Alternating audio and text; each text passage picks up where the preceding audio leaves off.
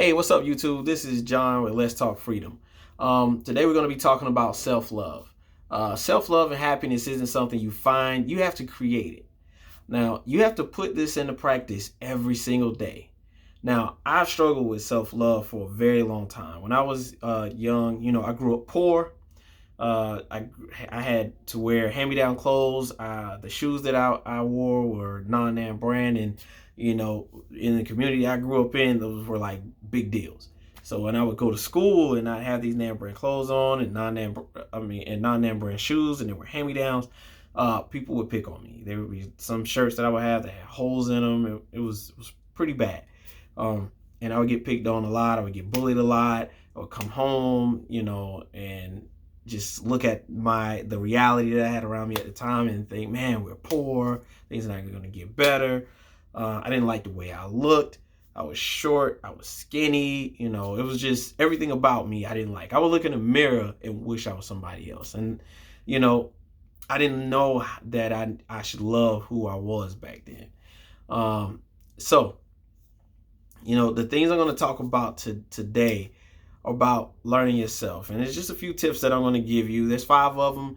I'm not going to hold you long. I'm just hoping that this can help somebody who's been through the same thing, because when you don't love yourself, it can get really dark for you, and you can start thinking about things like suicide. And I don't want anybody to have to fall into that, because you may not be able to come out of it. So, number 1, understand that you don't have to be perfect. I used to look at my teeth and wish my teeth were perfect. I used to wish that I was the perfect height. I used to wish that I was super smart. And I came to realize that I'll never be perfect. And you're never going to be perfect. You're never going to have that perfect body. You're never going to have that perfect IQ. And you're never going to have the perfect life, because things happen in life every single day that can hurt us. But it's how we overcome it. You get knocked down and you get back up. So please understand, you're never going to be perfect. Once you start there, that puts you on the beginning path to being able to truly love yourself, because you already know that you come with flaws. We all come with flaws. No matter how perfect somebody may look to you, how great somebody's life may seem, you'll be surprised at what people go through on a daily basis. Now, number 2, take time to live in the moment. Now, every day we should strive to be better, but you have to find time in your day to step back and appreciate just the simple fact that you're alive. That in itself is a luxury. You don't have to wake up every day. In fact, there's a lot of people who go to sleep and never wake up. That is a privilege that you have. For me, it's just taking the time out to see that I get to wake up in the morning next to my beautiful wife every single day, and go to a job every single day and not have to worry about how I'm going to pay my bills, even with everything that's going on right now. That's a luxury. So take the time out to just live in the moment, even if it's just for a little bit. I know that doesn't sound like much, but just doing that in itself can help out a lot. And that also leads me into number 3, count your blessings. Every day, take the time out to spend like 3 or 4 minutes thinking of all the things that you're grateful for. Appreciate the body you were given, the friends that you have, the country you were born in. Because when you forget to count your blessings, the negative things in your life can begin to overshadow all the positive, and it can bring forth depression, and it can bring forth suicidal thoughts.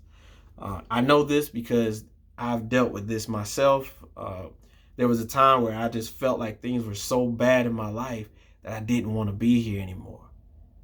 And the fact of the matter is, there's always good things in your life. Again, back to the fact that you wake up every day.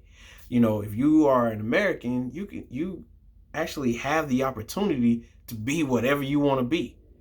You have more opportunity than some people in other like third world countries, or you can really get out there and make it on your own, and you can take matters into your own hands. So, and everybody's not always afforded this privilege, but a lot of people are. We just don't see it because we can't see past our circumstances. When I count my blessings, a lot of times not a lot of times, all the time, I realize that my good always outweighed my bad. Again, I wake up to a beautiful wife who loves me and supports everything that I do every single day. I have 3 beautiful children that love me. Even though I'm their stepfather, they treat me just like family, and I love them just the same. I have a decent job that I go to every single day where I'm able to pay my bills. I'm able to save money. I'm able to drive the kind of the car I want. I'm able to do things. And every year I've grown and gotten better. And I'm able to appreciate that every day. And I'm very, very thankful. And I never forget to take the time to be thankful for those positive things in my life. Number 4, confront your negative thoughts. Now, this is a big one. Now, take the time to step back and ask these negative thoughts. Do they help or benefit me in any way? That's the big thing. When you're thinking like, man, my life is bad. I don't have any money. I don't like my job. People at my job don't like me. Ask yourself, is me thinking this way helping me out in any way? Is this going to help things get better, or is it going to kind of drive down my motivation and make me not want to do anything to fix the situation in the first place? That's what you got to ask yourself. See, we don't realize how much we abuse ourselves mentally. We actually abuse ourselves, and that's something that's not talked about enough. So I'm begging you, stop torturing yourself, stop insulting yourself, and stop belittling yourself, because it's not helping you. Try only using supportive and positive language from here on out. I guarantee you'll start to see some positive results from it.